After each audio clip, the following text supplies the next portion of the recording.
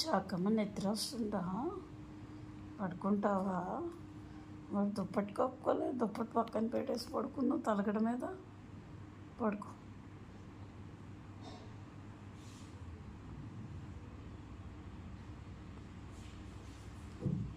కళ్ళు మూసే, కళ్ళు తెరవకూడదు, కళ్ళు మూసేయమ్మా. లిఫ్ట్ సౌండ్ వస్తే కళ్ళు తెరిచేస్తావు. పడుకో తల్లి, బంగారు తల్లి, అన్న బంగారు తల్లి కదా.